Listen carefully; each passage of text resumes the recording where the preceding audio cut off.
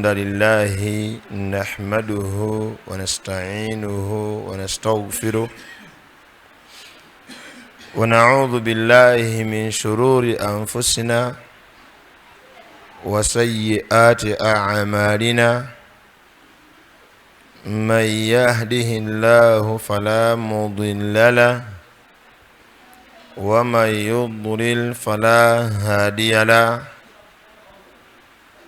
أشهد أن لا إله إلا الله وحده لا شريك له وأشهد أن محمدا عبده ورسوله بلغ الرسالة وأدى الأمانة ونصح الأمة وجاهد في الله حق الجهاد. عباد الله، فأوصيكم وإياي بتقوى الله عز وجل والسمع والطاعة. السلام عليكم ورحمة الله وبركاته.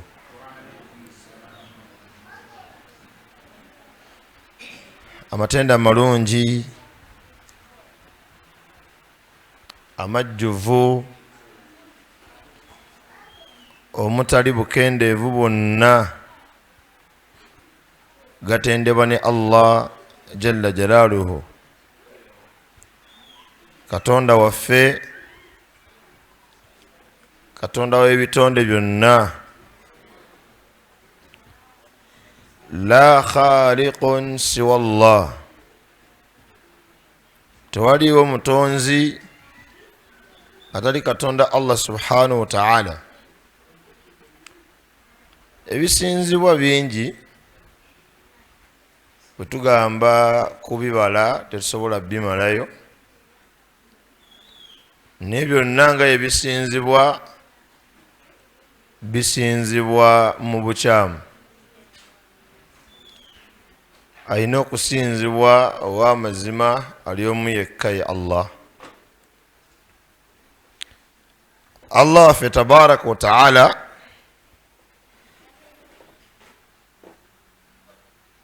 tumusaba nga tumwegayirira asse ebyengera n'emirembe ku mukama waffe Nabi Muhammadi sallallahu alayhi wa sallam. Ow'ebbeeyi okusinga ebitonde bya Allah byonna, omuntu bw'amugondera abeera agondedde Allah, ate omuntu bw'amujeemera aba ajeemedde Allah tabaraka wa ta'ala. Weerwaneko muganda wange, mwannyina nze, olabe ng'osinza Allah wo era weewala omumugattako ebintu ebirala. Okusinza okwo ogenda kukutuukako oluvannyuma lw'okugoberera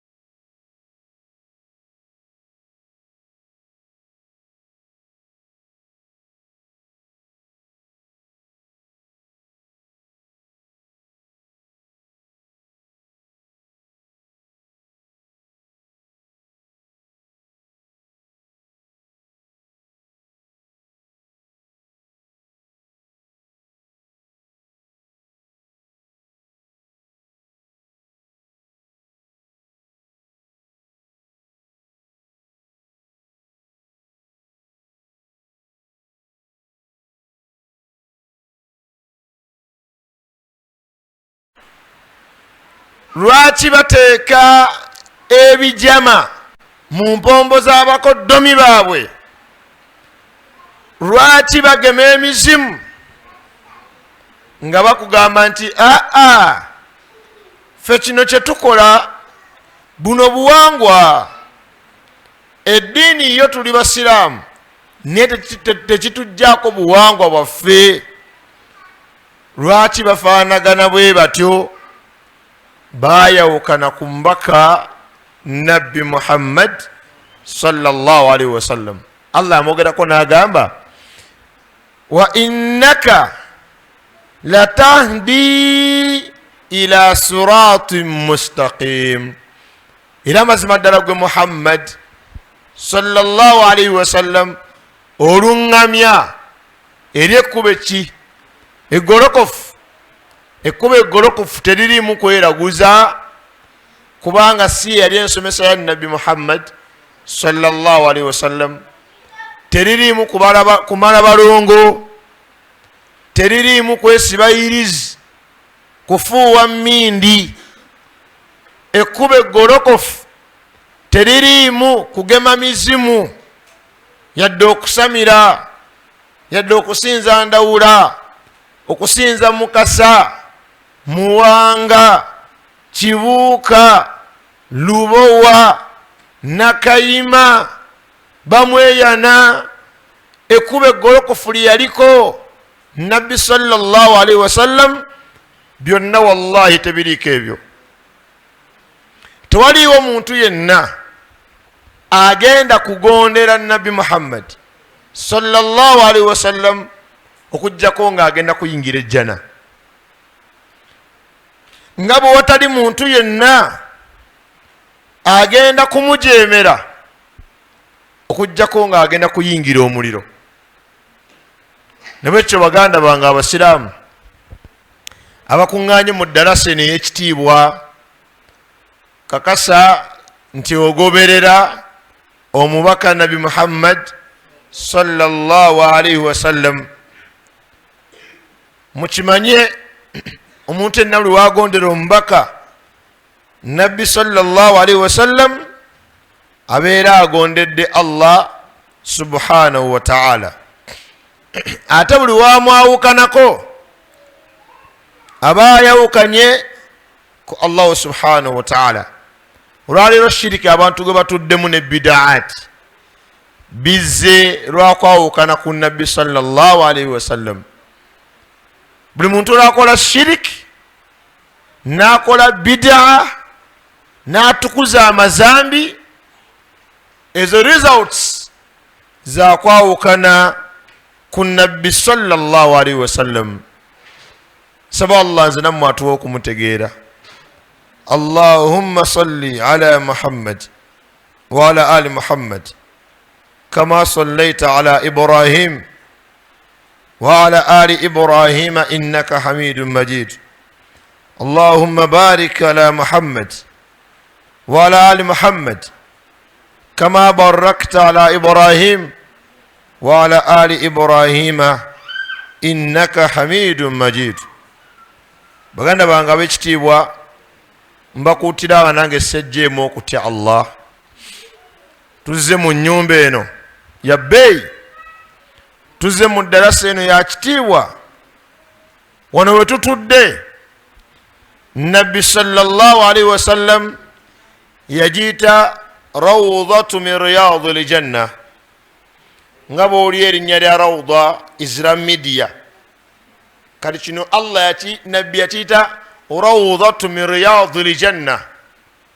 Mu bimu ku bifo nga bya mu jjana naye ate nga biri ku duniya waneeno, kye kifo ekiri wakati w'ennyumba ya Nabbi sallallahu alaihi wasallam we yali ne mimbali ye.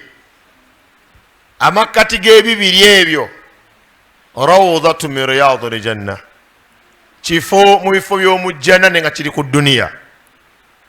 Kyova olaba nti w'osomerawo eddua mu rawda Allah akwanukula.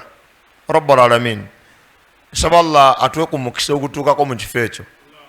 Simanyi mu dduwa yo mwekiri, wallahi mugambe Allah ajja kukutwala. Allah ajja kutwala rabbul alamin. Allah bingi byakoze nga tasinzidde ku maanyi gaffe na busobozi, ng'asinzidde ku biragiro bye. Innama amruhu idha arada shay'an an yaqula lahu kun fayakun. Mazima ddala Allah ye ensonga ze waba alina kyayagadde okukola akigamba nti kibe, ne kikola ki? Ne kiba, nga tasinzidde ku maanyi g'olina, ku bugagga bw'olina, ku buvubuka bwo na bukadde. Ye Allah aba alina ensonga gy'ayagala okukola, an yaqula lahu kun fayakun. Allah agamba ensonga eyo nti beera, era ensonga eyo neegonda neekola ki? Neeba nga Allah bw'akoze ki? Nga Allah bw'ayagadde tabaraka wa ta'ala. So nsaba Allah ffenna atuwe ku lugendo olwo olw'e Makka ne Madiina, tutuukeko mu rawda eya Nabbi Muhammad sallallahu alayhi wa sallam.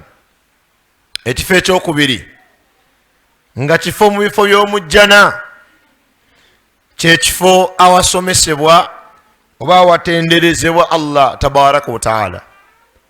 Era eno stade gijje kunze oba nga togimanyi. Ejjana ya Allah tegenda beera mu bantu bangi. Allah abanga yatonda abantu 100, abantu nga 40 oba 3 ku 100 be bagenda okuyingira ejjana. 6 oba 7 ba mu muliro. Saba Allah tuteeke mu batono abo. N'amiina oziwulira? N'amiina ziraga nti kituufu ab'omuliro be baki? Be bangi. Naye olw'okuba njagala tuyingire ejjana kambaddiremu, edduwa kanjiddemu tuyingire, ate munnange naddamu kubematirirako olw'okuba kakati nsaba Allah nze nammwe atuteeke mu batono abo abanayingira ejjana. Kati owulira nti awaliwo ku maanyi. Nsaba Allah atuwe ejjana. Bwe weetegereza wano eno mu Kitete, abantu abafaayo ku ddiini, abakyala abambala ng'obusiraamu bwe bugamba, abaami abasaala jamaa, abasiraamu abatadde abaana mu masomero g'obusiraamu, abantu abeewaze riba, abeewaze obutemu, abeewaze obwamalaaya, abeewaze obulyaz'amaanyi, ogenda okulaba nga ye ennamba entono. Ennamba ennene bayina n'abaana kyokka ali lubuto ate nga sina muwoowe. Olwo kirabyeko? Otera biwulira ewamu. Ayina abaana kyokka era ali lubuto ate sibaki? Sibawoowe. Ate wakubuuza Sheekh, wemba nina omwami bba wange, anti owulira waatagala, ate bba wange ate nga tetuli bawoowe. Kati Sheekh Ramanzani netuuka, nzikirizibwa okusula wansi? N'omugamba nedda, si kusula wansi, tokkirizibwa kubeera na musajja mu bufumbo nga temuli bawoowe. Mubeera malaaya mmeka? Malaaya 2. Sheekh, ate wenkola tauba, nti era kola tauba naye muwoowebwe. Namugamba agende n'agaana ewaka, era we nabyogerako n'anyiga, yamala myezi egi nga takomawo. Yali asulawa kayaayu, osula na muyaayu, weguddiza emisango ewuwo nga gugenda guyaayuuka ewalala, wegutereerako eno ng'eri guyaayuuka ngudde eno. Kanne bw'omukolako ddawa n'omugamba nti ogw'omuyaayu guleke, engeri gy'otegedde Allah wo okole tawuba, if possible ofune obufumbo obutuufu. Tadda gy'oli, tayawukana na muyaayu gwe, basigala bawere nnemba bameka? Eyalina bebi omusanga na lubuto, bebi na lubuto. Kati kyonoono after kyonoono. Kati bw'onoonya abantu abalongoosa mu bitundu byonna, wallahi abalongoosa be batono. Abasinga wallahi boonoonya. Kale ne boonoonya bakyala bafumbirwa nga bato, nga gwe mulimu gw'okutteka nti kati olwaleero nze gwe bawadde akasawo ka sukaali kano ntambudde nako ku mugongo kalimu kilo 3 buli mukyala yafumbirwa nga muto nga tamaze kwonoona anuuneko akajiika aka bw'otadda nakasawo ako kozi nga wakutte mu nsi ndala naye ng'okutte mukono Uganda abantu bagenda ofumbirwa abamu nga nokkowa bakoze eki bakowe ekyo nti bagenda omuwasa emyezi 2-3 ng'ate akomplaininga omusajja nze ansobedde buli ssaawa gwe yakafumbirwa gulabe emmotoka empya egendagenda mu garagi motoka empya eva ebeera ku bbala naye wakamala ewiikisi 2 ew'omusajja ozeewa imaamu twogeremu bane sirika goma sirika logoyi subhanallah kati ogenda okwetegereza nga nze naawe nga tetwejjeemu wallahi abantu bangi bawangalira kwonoona maaso ga Allah ogenda ku mirimu abantu bebakolera bamakanika bano ba woteeri ne baziina dhuhuri n'ogenda n'osaala ne basigalawo n'oddayo n'odda ku asiri nga weebali magalibi emmotoka bagikwasa nga tebannaseetukako kugenda kusaala abantu tebasaala ogenda ku zino banka balina section eya looni ogenda okulaba nga abasiraamu basaaze baswalezi bali mu layini ya looni kati abantu bangi bagenda mu muliro batono nnyo abagenda okgenda mu jjana nsaba Allah tuteeke mu bantu b'omu jjana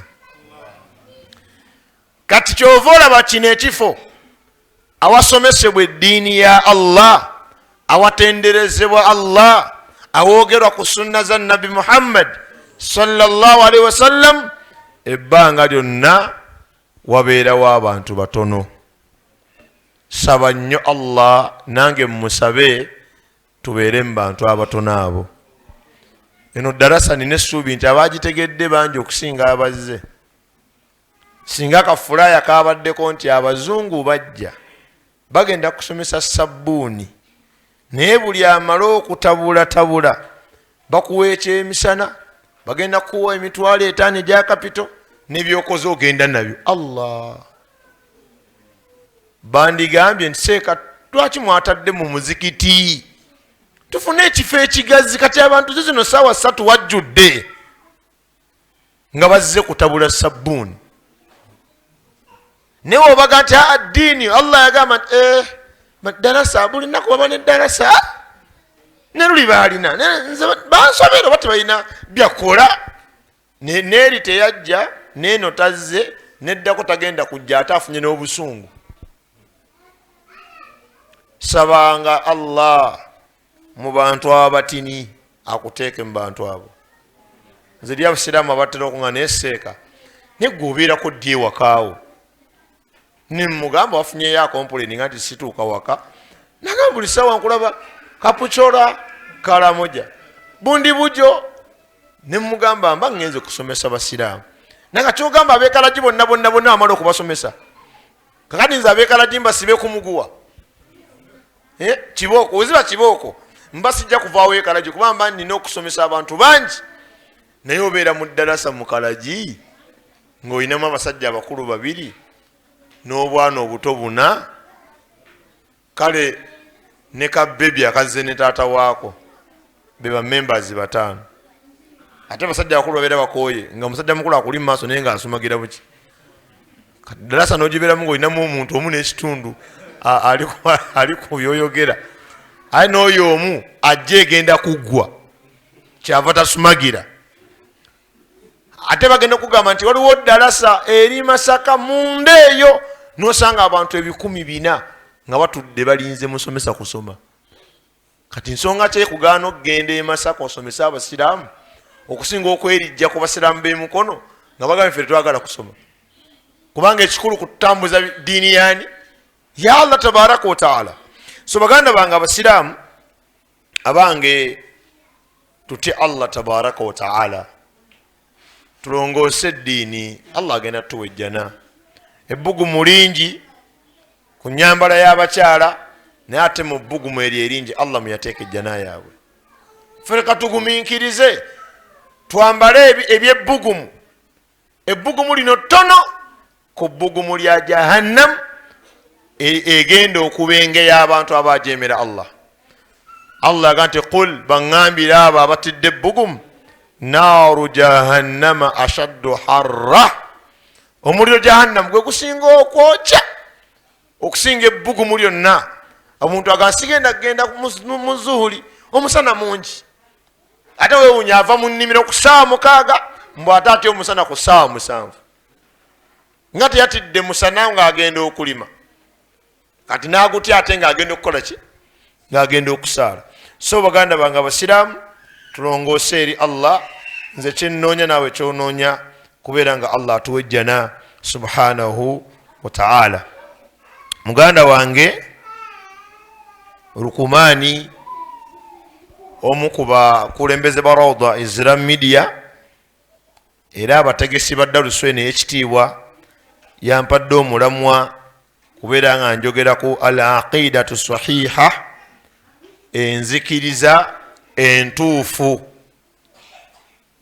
Inze naawe nga bwe tuli olwaleero abasiraamu tulina okuba nga tumanyi enzikiriza kwe tuteekeddwa okulerera eddiini yaffe, kubanga enzikiriza nnyingi nnyo, hatta n'amadiini matini okusinga enzikiriza. Omuntu omusanga ali mu ddiini ya busiraamu naye ng'ate enzikiriza ye yakirokole. Tobalabangako? Bannanga assalamu alaikum wa rahmatullahi wa barakatuh. Wa alaikum assalam wa rahmatullahi wa barakatuh. Bannaffe abali katebe omukama mulungi ekiseera kyonna omukama mulungi. Baddamu batya wakalala era zembeera ze. Era oluusi omusanga bw'aba ayogera akola reference naga ne abasiraamu baffe twabaki banasajja bayina amataka bayina amalwaliro amasomero gaabwe malungi nze bannange era siba kuba nga kyayagala okwogera kinene awulire eno tayagalayo ayagala kusala kudda saidi zeeri. Enzikiriza ye eddiini asoma ya busiraamu nga bw'atulaga ate munda enzikiriza nvundu byalina munda biki birala nnyo. So baganda bange abalungi tulwane tutereeze enzikiriza. Bangi wano nga basiraamu naye nga tebalya mmamba anti muziro gwabwe. Wallahi luli twalinga tugamba anti abantu bana bazuula mu ddiini banabida. Wallahi n'abasajja abali ku sunna munnange bangi bakyatagala. Wano mu byamasabo tebagenda, edduwa tebagenda, mawuledi nedda. We biyingiramu enzikiriza ezo kuwasa wa muziro ogwo naye seeka abakazi baweddeyo. Noweesibeera kuwenkima ng'oli wankima naye nga ffe kyeyini gye twagala obuleekinga yanzikiriza egamba nti owenkima tawasa waaki ng'ate Allah yagamba nti wa uhilla lakum ma waraa dhalik, mbakkiriza buli bwe siganye. Amakulu teyagaana ku misingi gya bika na mawanga, yasonga busonzi nti ŋŋaanyi ono abasigadde bonna mbabakkiriza. Kakati ate Allah yagamba nzikiriza, ate enzikiriza y'ebyobuwangwa egamba ŋŋaanyi. Kati ekibuuzo kigamba osinzaani? Bw'obanga osinza Allah ng'oli ku nzikiriza entuufu, owakasimba awasa owakasimba ebbanga lyamala nga si ye owakasimba Allah gwegaana. Ow'enjovu awasa ow'enjovu ebbanga lyamala nga si ye ow'enjovu Allah gwe yakola ki?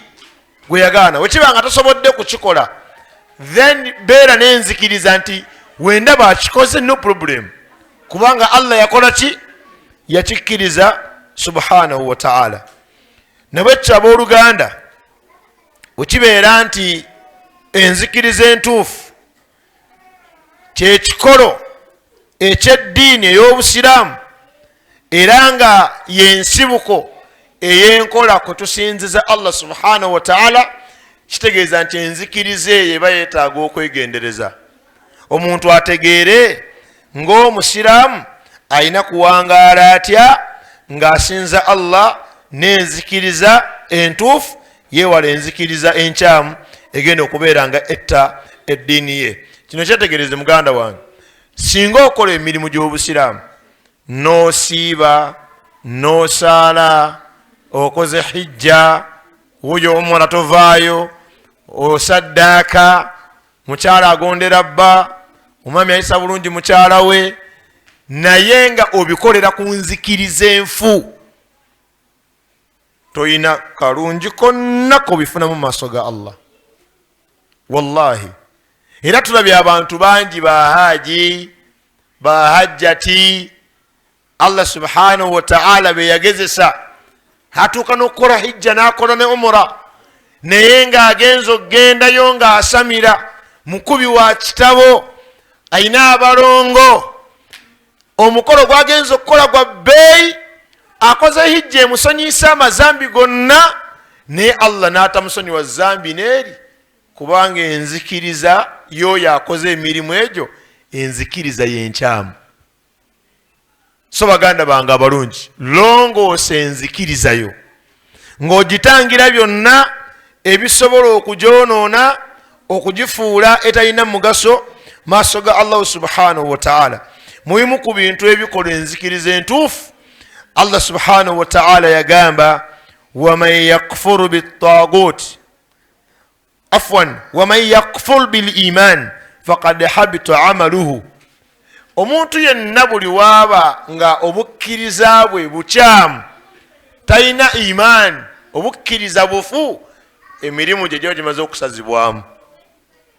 Oba tukwatagana, mbagambye tosobola okukola hijja esonyiisa amazambi gonna, Allah natakusonyiwa ku lw'ensonga eyagikoze enzikiriza y'enkyamu. Allah n'agamba nedda mbiganye. Allah kyagamba nti omuntu yenna awakanya obukkiriza faqad habita amaluhu, emirimu gye giba gimaze okukola ki? Okwonooneka. Wa huwa fil akhirati min al khasirin, era afaanaganako bw'atyo ku nkomerero agenda bbeera mu bakozi roosi. Suratu Maida sura ya 5 ne aya ya 5. Era Allah yagamba, walaqad uhiya ilayka, mazima ddala nasso obubaka gy'oli gwe nabbi Muhammad sallallahu alaihi wasallam, wa ila alladhina min qablik, n'eri abo abaakusooka, nga bugamba ki? La in ashrakta, singa kakutanda n'obaako kyongattako, la yahbatanna amaluk, nandibadde nsazaamu emirimu gyo, wala takunanna min al khasirin, era n'obeera mu abo abaafaafaganirwa. Ku lwaki? Baalina enzikiriza enfu, ate ne bagikolerako emirimu, ne kibaleetera emirimu gyabwe okubeera nga Allah akola ki? Nga Allah agisazaamu, obanga gyonooneka ne gitabawa kalungi konna mu maaso ga Allah subhanahu wa ta'ala. So baganda bange abalungi ab'ekitiibwa, Allah bakyalekedde obuwangaazi. Zino ensonga wammanga tuzeetegereze eri omuntu yenna anaakuma enzikiriza ye nga ntuufu mu maaso ga Allah subhanahu wa ta'ala.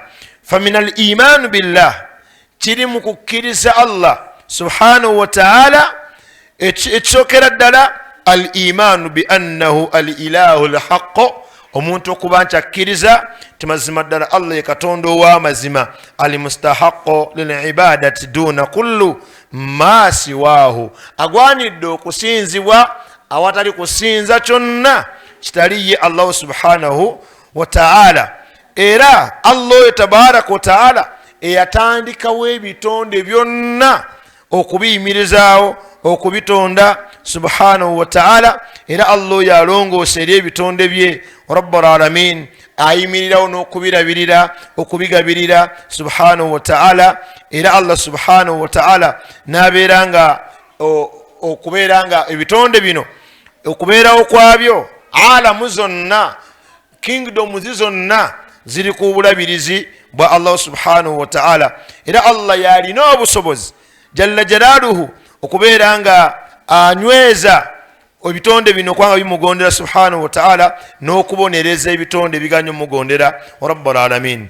Allah subhanahu wa ta'ala yagamba mu Qur'an ekitiibwa yagamba nti wama khalaqtul jinna wal insa illa liya'budun, saatonda magege n'abantu okujja kula kubeera nga ebibiri ebyo binsinza. Lwaki Allah amentioninza amajinni n'abantu? One, bye bitonde Allah bye yawa eddembe okwesalirawo. Ejjini lisobola okusinza Allah n'omujemera. Mithlu dhalika n'omuntu asobola okusinza Allah n'omujemera. Omuntu n'amajinni Allah yatuwa amagezi agasobola oyiiya, agasobola okubala, agasobola okulondawo. Ate Allah kyataawa bamalayika, kyataawa binyonyi, kyataawa bisolo. Kyovula nti Allah agenda vunaana omuntu yenna n'ejjinni atasinza Allah mbutufu omusinza ku lw'ensonga Allah yamuwa obusobozi obubeera nga amusinza n'agaana okubukozesa. Kati Allah yagamba wama khalaqtul jinna wal insa illa liya'budun, sina kyantonza magege n'abantu okujjako kuba nga binsinza. Ma uridu minhum min rizqi, Allah agamba nze saagala bitonde ebyo kubanga birina kye bimpa. Wama uridu an yut'imun, ate saagala bindiise. Inna Allah huwa arrazzaqu, mazima ddala Allah ye mugabirizi, dhul quwwatil matin, Allah kirimaanyi ku nsonga zonna Allah zayagala aziyimirizawo nga bwayagala subhanahu wa ta'ala. Kati Allah agamba rabbul alamin nti ebitonde yabitonda kumusinza. Ekyokubiri tabyagala kumuwa rizqi, Allah yabiwa rizqi. Era banne buli muntu yenna waasinza ebitali Allah, n'asinza lubaale, n'asinza abalongo, n'asinza emisambwa, n'asinza amayembe, n'asinza ebitambo, n'asinza emiti, bibumbe, Jesus, mayinja, mizimu. Olwaleero abantu bangi bannyinaffe naffe kennyini abasajja Allah nga tannaggerera musajja kufa, oyinza obutamanya shiriki akolebwa ku muntu ng'afiiriddwa bbaawe. Naye ogenda olaba nga Allah atutte bbaawo nga sengaawo gw'obadde olaba nga alimu amagezi, maama wo gw'obadde olaba nga ali ku ddiini, amiira shekhati w'omuzikiti gw'obadde olaba nga omunaddiini ng'akugamba wakoze otya, nti ate kutya simanyi wakaabye edda nti ndekava ku byambadde, temumanyi bintu ebitambula. Ayagala mugamba afune akagoye abeeko gyakateeka, mbw agenda kugema muzimu, alaga wano nti musiraamu, naye Allah waleese ekigezo ky'okufiirwa ate akaafuwalidde Allah n'akola enkola y'abashiriku gye bakola, n'ava kusomesa kwa Nabi Muhammad sallallahu alaihi wasallam. Kati Allah agamba nze sinnabasaba kundabirira, wabula njagala munsinze, nze ngenda obbagabirira, nze ngenda obbaliisa, nze ngenda okuliisa abaana bammwe. Allah yagamba nti ya ayuha nnaasu, abange mmwe abantu, buno bujulizi bulala, ibudu rabbakum, musinze katonda wammwe, alladhi khalakakum, eyabatonda, walladhina min qablikum, n'abaabasooka, la'allakum tattakun, oboolyawo ne muti Allah. Alladhi ja'ala lakumul arda firasha, Allah yafuula ensi eno nga kyaliriro subhanahu wa ta'ala, yafuula ensi nga kyaliriro gye tuli rabbul alamin. Wassamaa binaa, Allah n'azimba eggulu eryo mu bwengula we tuliraba subhanahu wa ta'ala. Wa anzala minas samaa'i maa, Allah n'agamba nti n'atussiza okuva waggulu awo amazzi. Enkuba gye mulaba yeetonye, eggulu gyevudde, byamagero bya Allah, bubonero bwa Allah tabaraka wa ta'ala. Tewaliiwo asobola kutuwa nkuba mulala atali ani? Atali Allah, wallahi taliiwo. Era bw'atagireeta teri asobola gireeta. Tewali ngeri ndala nkuba gyesobola kutonnyamu ng'eva ku ngeri yaani? Ya Allah gye yateekawo. Eryo eggulu we liri awo liri limu gye tulaba bwe lyakavalinga ensi yonna, nga bwe liri mu Uganda, a lot developing country, bwe liri mu America, nga bwe bafuna omusana abagagga n'abaavu bwe bagufuna, kubanga agugaba mugagga agaba gwa bwereere. Enjuba gy'olaba evaako amasannyalaze ge bayita solar energy, gasobola okuliisa famire ye emyaka n'emyaka nga muliira mu ziseratoni, muliira mu nyonyo. Singa Allah agidirectinga nga musanze gegaba gonna galina kujja wammwe mwe ne muwaako abalala mufukamiza n'ensi zinnaggwadda ni Allah byonna yabigaba nga byabwereere. Allah yagamba nawanika eggulu eryo nga kyakwebuulirira. Allah yagamba nti thumma rji'i albasar, kale muzeeyo amaaso ku ggulu, hal tara min futuri, olabamu olwatika lwonna. Ngenakati zino siiringirwa kuba nti enira bagikola nga njatifu, naye siiringi ezagundi ez'ekonkuriti ogiraba nga bataddemu amagezi mangi, naye genda okunzika nga ezzeemu enjatika. Bakola fulowa nga mulungi, agenda okunzika nga azzeemu enjatika. Bazimba ebisenge bino nga bigumu, biwunzika bizzeemu enjatika. N'enjazi lwolaba nga lw'amaanyi, ate ogenda okuwulira nti lwabumbulukuse hayi ne lugwira abantu. Naye Allah agamba tunuulira eggulu eryo mu bwengula we riri, gw'okanya kulikeberawo kulaba enkuba egenda kutonnya, obudde nga bukutte ekizikiza. Tunuulira eggulu eryo on purpose, kutegeererako Allah.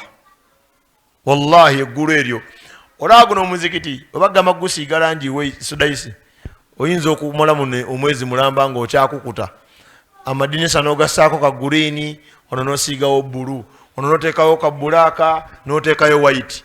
Bagamba bannange omusajja nti anti ebyalangi si byangu, n'obumoli bwagala kkala ndala. Naye eggulu eryo okukyusa kkala n'atemya alwawo, ne lissaako bbulu, ne lissaako yero, ne lissaako red, ne lissaako bbulaaka.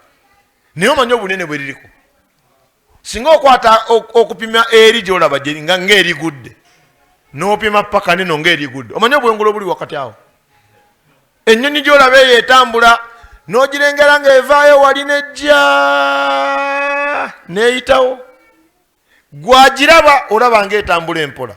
Abatudde munda mu nnyonyi, supiidi gye balaba y'amaanyi, naye ng'okavalinga obwengula buno w'oli ekuyiteko ebulireyo, kitwala ebbanga. Kitegeeza obwengula obwo bunene, naye Allah n'akontrolinga eggulu eryo n'alirabirira likyusa colors, lyennyini lizitowa, lyetisse ebizitowa, owulira lyekaaka nti lyagala kubaluka. Omuntu n'atendereza abaakola obusimu, abaakola amamotoka. Musajja yazimba ekizimbe, simanya Burj Khalifa, simanya Burj Khalifa, simanya kizimbe singa obuwanvu mu nsi yonna. Oyo Burj Khalifa oyo kyogamba yasinga eggulu obuwanvu. Nze mbadde nga abasiraamu awo ku makya mu bitonde byensinga okuwa ebirowoozo,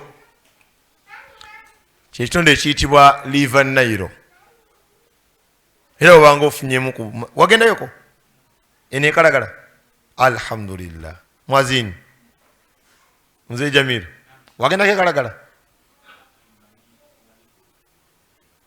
Nairo tewawooma sekagenda kalagala kangulumira. Allahu akbar. Kati naako kakyatubulamu abasiraamu. Abasiraamu balowooza mbu okutambulako kubeera kudiibuuda,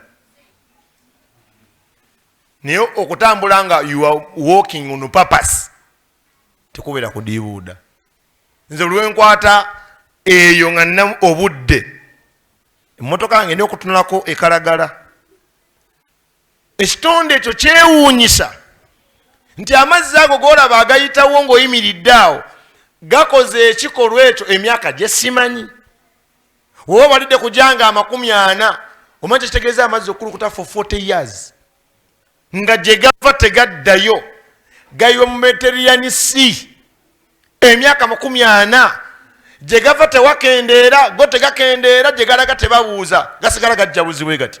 Ku supidi Allah kwe yagateeka ne gagenerating amasannyalaze gano golaba gano agaaka, bagayita hydroelectricity power. Mazzi, masannyalaze gava mu mazzi. Supidi kwe gabeere y'amaanyi yekuba aguma ge bakasukayo wansi ne gavamu amasannyalaze. Byonna byamagero bya Allah. Allah agamba oyo eyatonda ebyo ebitonde mulowoozeeko, mulowoozeeko. Tolaba nti yeetaaga ekifo mu bulamu bwo. Gwe n'olaba nga olina kusinza lubaale. Nedda, mu Qur'ani muno mulimu etteeka liri mu suratul mu'minun, sura eyogera ku bakkiriza, sura ya 23. Gwe olinga kitaawo. Allah tabaraka wa taala yakola statement, yagamba mattakhadha Allahu min walade. Allah teyateekawo ku mwana, Allah tazaala. Ate si butazaala nti yalemererwa, ye mu kwagala kwe yeetukuzaako ekitendo ky'okukola ky'okuzaala. Allah tazaala, lam yalide walam yulade walam yakun lahu kufuwan ahad. Tazaala. N'agamba wama kana ma'ahu min ilah, ate tayina katonda mulala yenna gwali naye. Ali atya? Ali omu. Idhan la dhahaba kullu ilahin bima khalaqa. Allahu akbar. Wala ala ba'dhuhum ala ba'd. Allah yagamba singa bwe kyali nti waliwo katonda omulala ali nani? Ne Allah. Kati katugambe nga katonda yatonda enkoko, katonda Allah, ne katonda kibuuka n'atonda naye enkoko, kitegeeza zandyetaaze okwawulwa. Tukwatagana. What can you see? What is this? Huh? Sawa. Esaawa zonna ziriko akagambo made in. Lwaki agamba kuliko akagambo made? Nyini saawa akileiminga. Esaawa yani yange. Zino essimu zonna kuliko omukozi.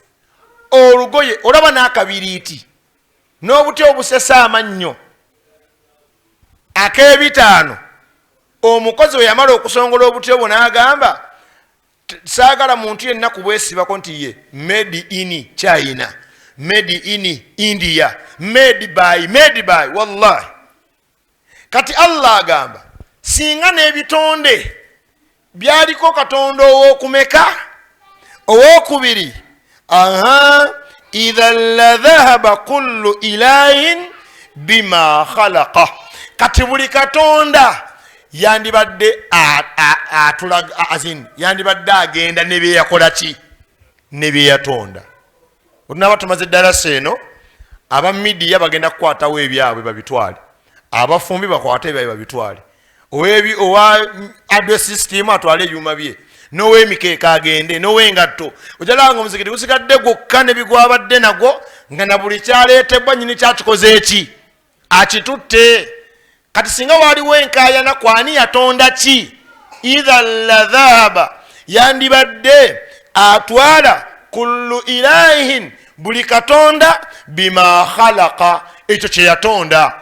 Naye wallahi omutonzi w'ebitonde byonna ali omu yekka, Allah. Kati lwaki osumbuyibwa? Kati obategere nti Allah yakutonda, ate jajja muwanga omwagaza ki? Yatonda ki muwanga? Bannaye nga tuli babbeeyi. Kati kagambe kano. Assalamu alaikum warahmatullahi wabarakatuh. Walabako edduuka lye bayita pharmacy? Edduuka nga liriko ekigambo pharmacy. Olirabako? Byonna ebiri mu pharmacy, service eyo yonna n'oyo alimu mu pharmacy, byonna bikola kuffe. Ontegedde? Mulago Referral Hospital eyo gy'olaba basindika n'abalwadde okuva mu nsi za Africa ezimu, West Africa, East Africa, ne bajja e Mulago. Nga bw'ogiraba obunene kweri, yonna ekola kuffe, mankind. Tewali section Mulago nga yambwa, yadde ya Sekoko, yadde y'enjovu, yonna y'abantu. International hospitals, referrals India, German, bonna baweereza ffe. Wadda mu byobulamu abantu bagagga olw'okuba bakola service ku bantu. wadda mu byokwambala abantu bagagga olwokuba bambaza abantu, wadda mu byokusoma abantu bagagga anti bazimba amasomero agasomesa abantu, wadda mu byentambula abantu bagagga anti bakola obupiki, emmotoka, ennyonyi zitambuza abantu. Allah yafuula omuntu nga wabbeeyi. Kale okumanya nga omuntu wabbeeyi bamukolera n'emmundu nga naye emmundu era ekola ku bantu. Ezo emmundu okukuba ekisolo ebeera nga accident. Oli akola emmundu yagikolanga obuzito bw'essasi eryo lya muntu. Allah kyeyava agamba nammwe kennyini tonnaba kunoonyereza ku bye natonda birala. Wa fi anfusikum, bwe mwetunuulira mmwe afala tubsiruun, temulina bukakafu bulaga nti muliko nnyini mmwenze Allah gwe mulina okusinza ne mbateera eggulu mu bbanga awo. Nsaba Allah atuwa obusobozi obulinnya ku nnyonyi. Kubanga ne wootambula ensi eno yonna n'ogimalayo wansi wano nga tonnalinnya ku nnyonyi oba olina ekikubulako. Sodayisi nkiddamu, saba Allah olinnye ku nnyonyi. Allahu akbar.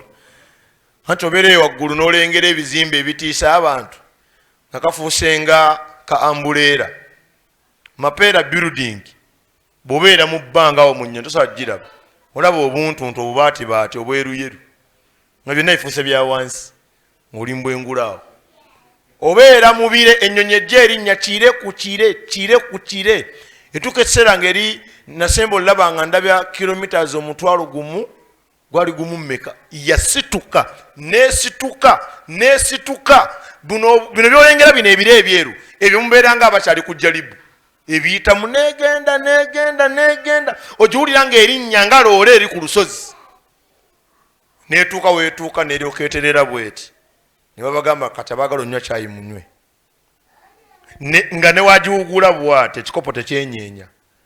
Abantu baali obulamu kyova nti omuntu agenda kutunuulira nga alaba ennaku yeekusumbuwa naye akati ono alina kyatamanyi. Kale ebyennyonyi bireke. Mulimu emmotoka abantu ze bavuga nga neweekona mu kinnya nga anywa kyayi tamanya eno waggulu asigala anywa kyayi yo wansi erwanagana n'ebinnya.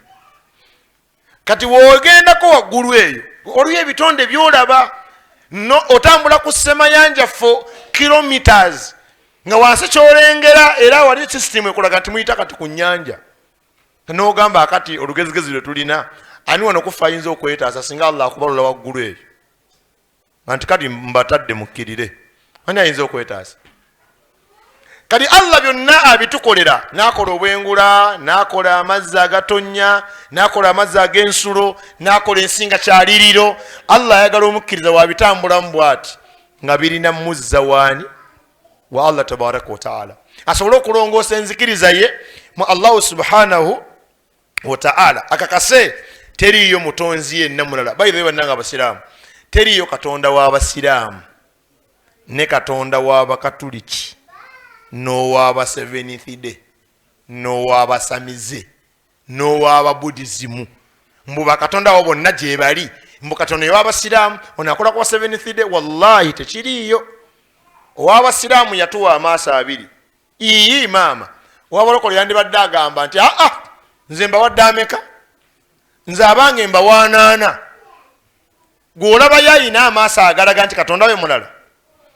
Omupiira oguvudde ku Hilux guyinza obutagenda kwani ku Navana, simena Navana. Emmotoka bagita batya eyo? Gwe emmotoka mugita mutya eyo ono gyagamba yadde zonna pick up naye oguvudde kwono guyinza obutakola kwono kubanga abakozi baaki banjawulo. Yadde zonna pick up naye weewunye bajjamu ekibumba mu imaamu ne bakissa mu levirandi nekikola. Omusajja azaala kawalake nga bakatuliki ne kamalako n'omugigi ne bukera ku makya ne kasiramuka, omusiraamu n'akawasa naye agenda osanga omuwala oyo nga tayawukana nabawala bazaalibwa basiraamu. Ekikulaga nti omutonzi ali ogwo.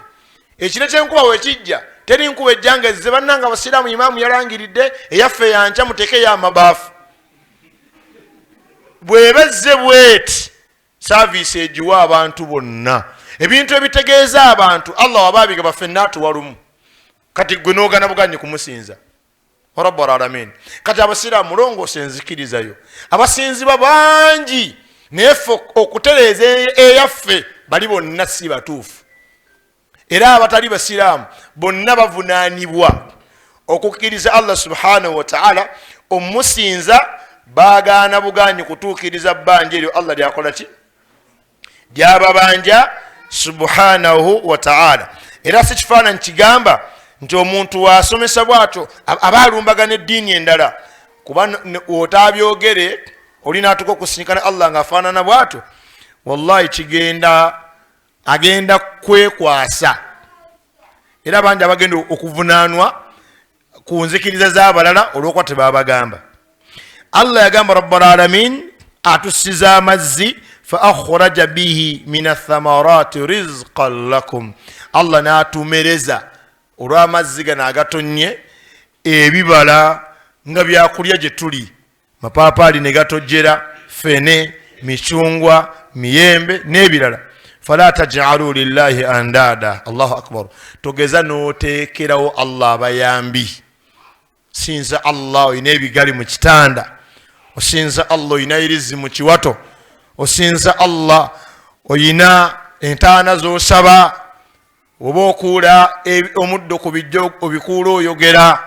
Bajjajja munnange nzize mulabe ku nsonga zange, omwana wange ye nga tagenda bweru nga bagundi beewuubayo, naye gw'obigamba teyafulumako na mu disitulikiti mwe yali, ekijja mwe kyali, mwe yawasa, mwe yasomera,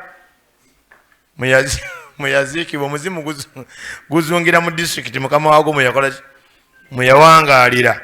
Kati Allah yagamba fala taj'alu lillahi andada. Togezanga n'oteerawo Allah abaki, abayambi. Mutunulire ebigambo bino. Waqad arsala Allahu ar-rusula, mazima ddala Allah yatuma ababaka, wa anzala al-kutuba libayani hadha al-haqq, nassa n'ebitabo olw'okunnyonnyola amazima ago, wa da'watu ilayhi, n'okkoowola abantu eri amazima ago, wa tahdhiri mimma yudaddihi, n'okwewaza ekyo ekyennyume ky'amazima ag'okusinza Allah. Kama qaala subhana, nga Allah bwe yagamba walaqad ba'athna fi kulli ummatin rasula, mazima ddala natuma mu buli kibiina kyonna omubaka, naye nga yali azze kukola ki eri abantu be, ani ibudullah, kubagamba bannange musinze Allah, wajtanibu taghuti, mwewale byonna ebisinzibwa ebitali Allah subhanahu wa ta'ala. Era Allah suratu Nahli aya ya 36, era Allah yagamba nti wama arsalna min qablik min rasulin, saatumako olubereberye eryo mubaka yenna, illa nuhi ilayhi, okujjako twassa obubaka gyali nga bugamba ki, annahu la ilaha illa ana fa'budun, timazima ddala teriyo kisinzibwa mu butuufu okujjako nze Allah, kale munsinze. Suratul Anbiya aya 25. Mukama waffe yagamba Allah azza wa jalla, alif lam ra kitabun uhkimat ayatuhu thumma fussilat min ladun hakimin khabir. Ekitabo Allah wano suratu Hud, Allah tabaraka wa ta'ala yagamba nti alif lam ra, ezo ennyukuta amakulu gazo agamanyi Allah subhanahu wa ta'ala. Yagamba nti kitabun uhkimat ayatuhu thumma fussilat min ladun hakimin khabir.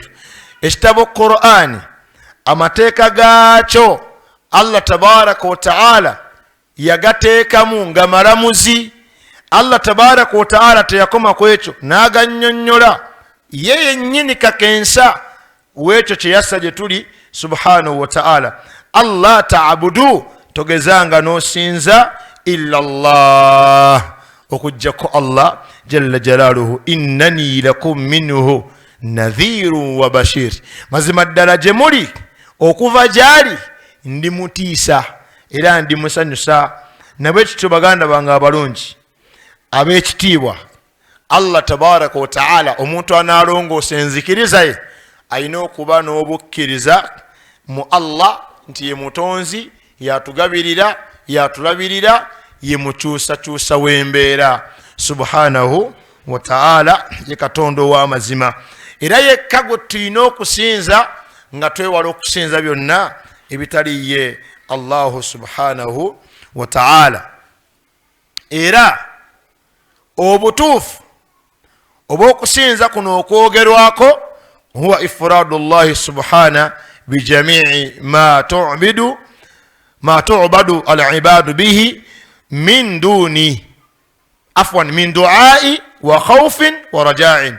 Omuddu yenna alina okwawula Allah jalla jalaluhu mu byonna byonna ebitegeeza okusinza kw'omuddu omuli okusaba. Alina kusaba Allah tabaraka wa ta'ala.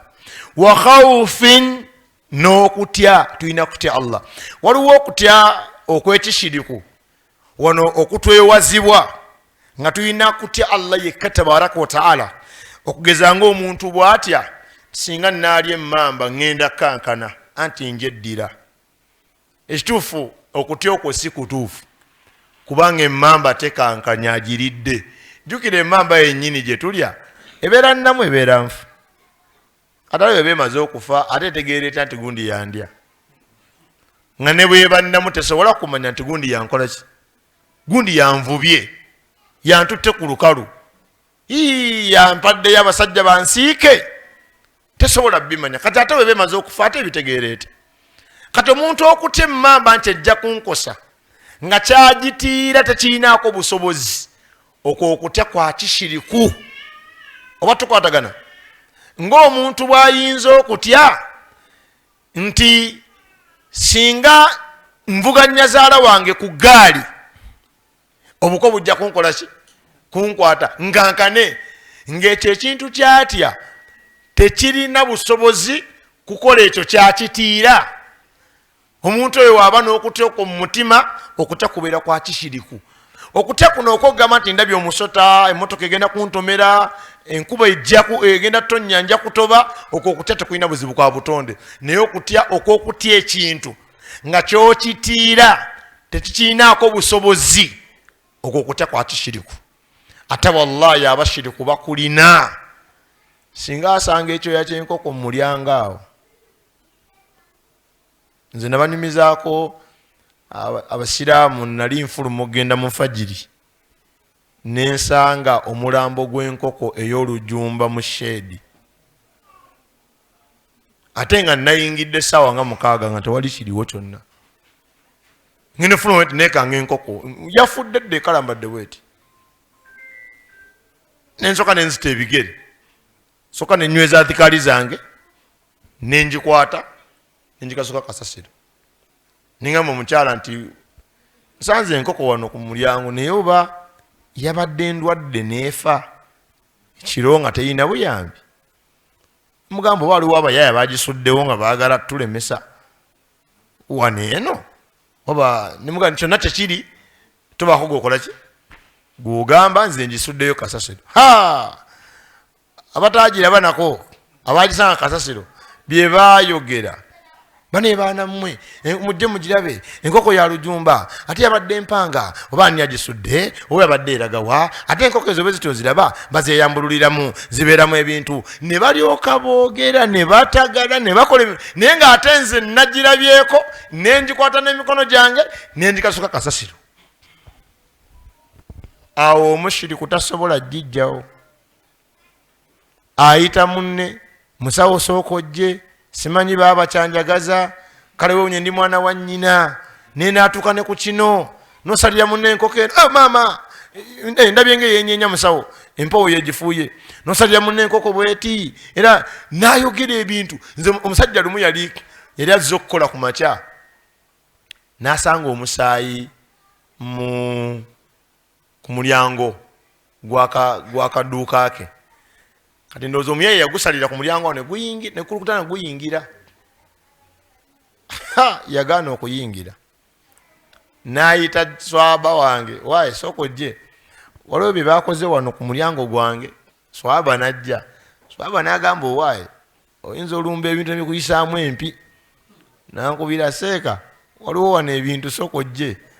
nenzija nenfuna ewuzu yange awo nensoma rukuya yange nembiyiwamu amazzi nenjozaawo nenzigulawo nemugamba yingira ewa nemugamba omusayi gobadde otyanguja mpeereza ekigundi yange alina kyeyantumaawo kyeyali ayagalawo nenkifulumya naye agenda kukolera wano wabweru kyemmanyi oba yamala naga nakima abasawo be kuba ye muli mutima agamba guno omusaayi gwaki baba n'okutya tulaba nti omushirika okumanya nga atya azaala abaana babiri ate mbu n'abatya nti bajja kunjokya ate nga gwobazadde ate bagenda kukootya batya.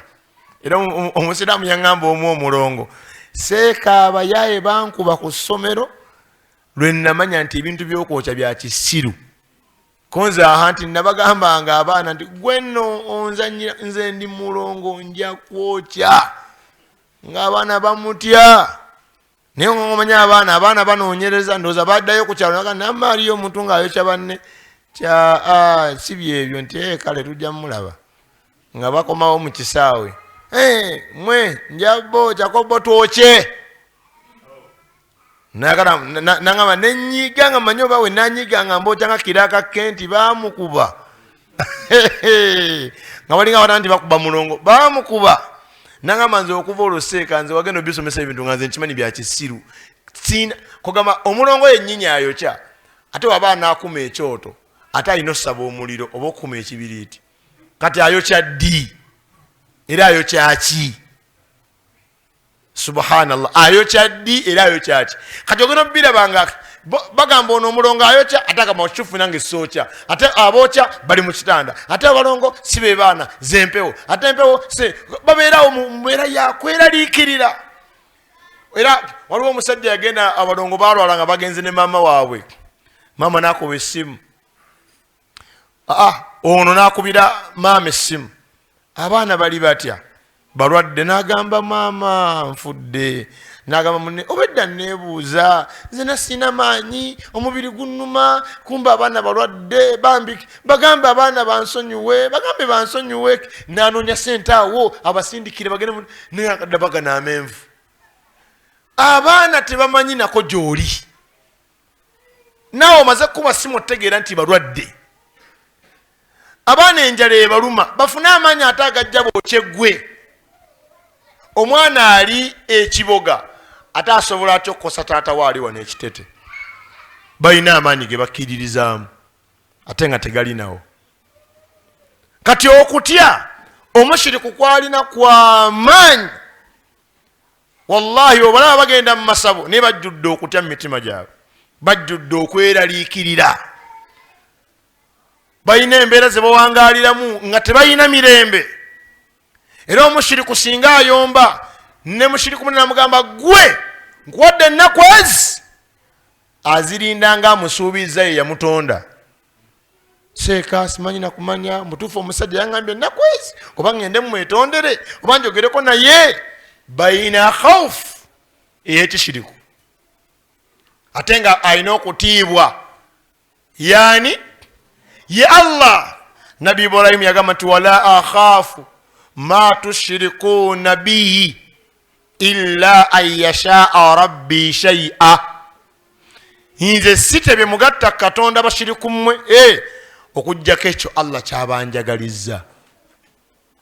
Abasamize banyiiga gye buvuddeko awo nga tubakijjanyiza ebyobuwangwa, amasabo tugookya ne bagamba mwe namwe mugenda kukiraba.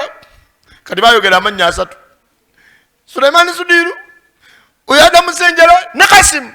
Tubokyereze bayokya endiga namba misana mu kamera nga namu nesirikka nesaanawo. Kumanya nga abantu abashiriku abo babi, obulumi bambi nerajana ne bagyokya si kugirya eveewo. Sulaiman bafe mune bagyokya right, tukyaliwo kaberenge. Era nsaba Allah atwongere obuwangazi. Era bwe baamala okwokya endiga eyo nempanika emikono, ya Rabbi tukuume ffenna nga batwogeddeko amannya asatu, kubanga yenna kufa anaafuna akasonga bwe kati nga bagamba olabye bajja mmala kujja wano bafukamire naye baayo kyendiga neggwawo. We are live and kicking.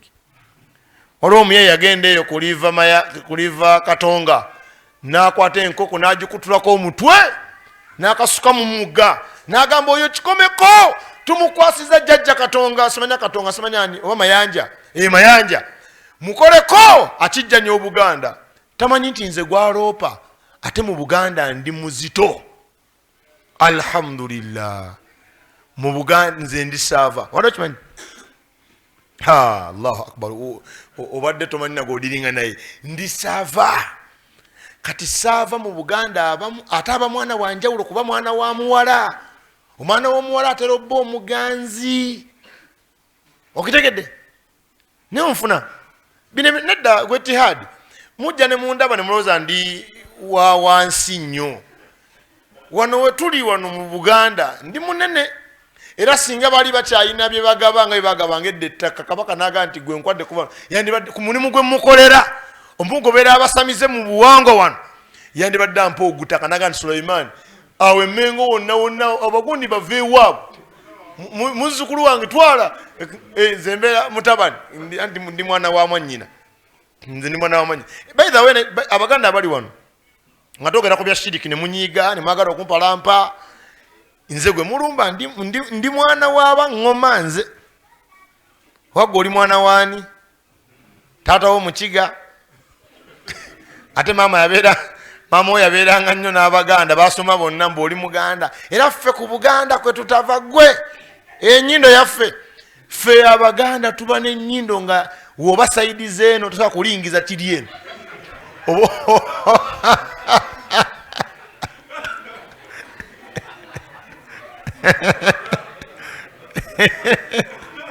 naye ogalala aboogerera Obuganda maleeto zokka ze zivaayo kayindo bwe kati alinga agenda okusima Namunswa kakati nze wano mu Buganda nze kati wano njogera ku bya Buganda nze ndi waka wano we tuli waffe ndi Muganda ate ndi saava. Kati nze abaana benzaala mu buwangwa babayita bakiweeweesi. Kati njala kubuuza muggwe ate gwozaala kiweeweetwa mukopi after mukopi gwe engeri gy'oli mukopi era ozaala muki. Era bagamba ffe mu Buganda tugamba nti okimanyi okutambula n'abalangira tekikufuula muki.